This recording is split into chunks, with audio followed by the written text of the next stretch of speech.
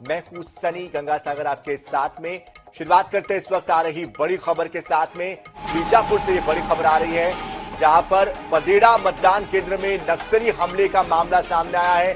हमले के बाद नक्सलियों का वीडियो सामने आया है। लौटते समय ड्रोन कैमरे में ये कैद हुआ है मामला। 100 नक्सली घायल हुए हैं।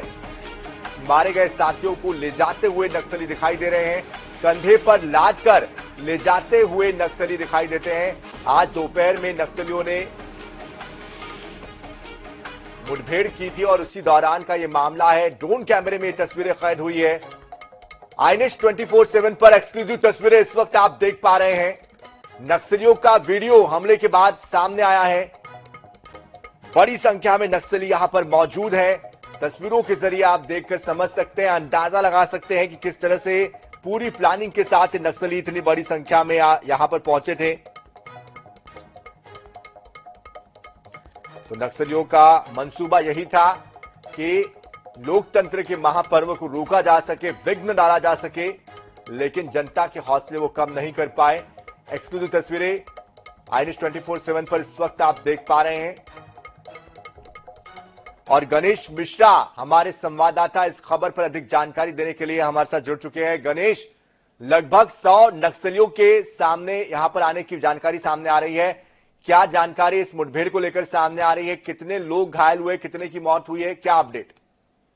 जी देखिए, आज तकरीबन 3 बजे तक मतदान होना था और इस मतदान के समय सीमा समाप्त होने से 1 घंटा पहले जो पदेड़ा का जो मतदान केंद्र है वहां पर नक्सलियों ने हमला किया था। हालांकि जब माओवादियों को जब जवानों की ओर से जब जवाबी कार्रवाई की गई, उसके बाद नक्सली वहां से भाग खड़े हुए। परंतु इसी दौरान जब जवानों द्वारा जब ड्रोन कैमरा वहां पर इस्तेमाल किया गया था, तो उस कैमरे में लगभग 100-150 से अधिक नक्सली कैद हुए, जिसमें कुछ नक्सली जो अपने मारे गए साथी हैं उनको अपने साथ ले जाते हुए नजर आ रहे हैं। जी बिल्कुल गणेश, लेकिन ये इतनी बड़ी संख्या में जो नक्सली पहुंचे, इसमें क्या नक्सली कमांडर भी कोई शामिल थे? कोई नामी नक्सली शामिल थे?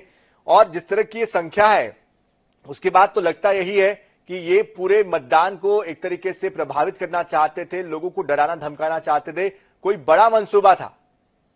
जी देखिए, बिल्कुल जिस तरीके से पहले से ही जो माओवादियों ने जो पर्चे जारी किए थे, बहिष्कार किए, तो कहीं ना कहीं ऐसा लग रहा था कि नक्सली किसी बड़े षड्यंत्र या किसी बड़े हमले को अंजाम दे सकते हैं। और आज जो है ड्रोन कैमरे में जिस तरीके से 100-150 से अधिक नक्सलियों की जो संख्या जो कैद हुई, उसे देखते हुए यही लग रहा है कि किसी बड़े हमले को ही अंजाम देना चाहते थे।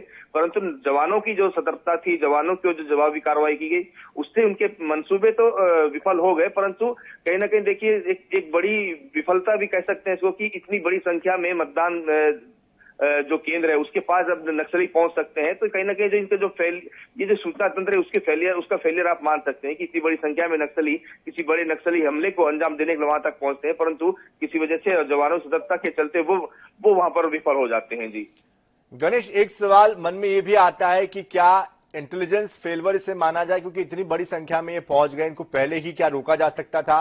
जो अधिकारी वहां पर मौजूद थे उनकी तरफ से क्या कहा गया, किस तरह से इनका सामना किया गया?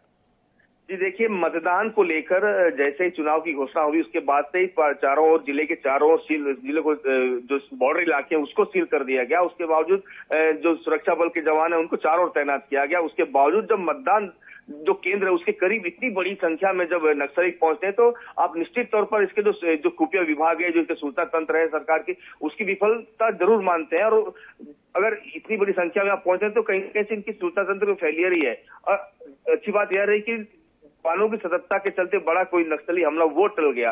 अगर कहीं एक बड़ा नक्सली हमला होता है, कहीं बड़ा नुकसान होता, तो कहीं ना कहीं ये नक्सलियों का जो इतनी बड़ी मौजूदगी है, ये कहीं ना कहीं नुकसान पहुंचाने की कोशिश में लगे थे। परंतु जिस तरीके से जो कैमरे में जो कैद हुए हैं, वो अपने साथ जो नक्सली जो मारे गए उनको लेकर जा रहे हैं, तो कहीं ना कहीं शुरुआती हमले में जैसे ही नक्सलियों को बड़ा नुकसान हुआ तो वो वहां से पीछे हट गए। वीडियो को देखकर तो यही प्रतीत होता है। जी बिल्कुल गणेश, लेकिन कितने नक्सली मारे गए, क्या कोई आंकड़ा सामने आया है? क्या अधिकारियों की तरफ से कुछ बताया गया कि कौन कौन से बड़े नक्सली शामिल थे? किस तरह से इनकी जो इच्छा थी, मंसूबा था, क्या था, आगे क्या करने वाले थे? ये क्या हथियार भी इनके पास थे?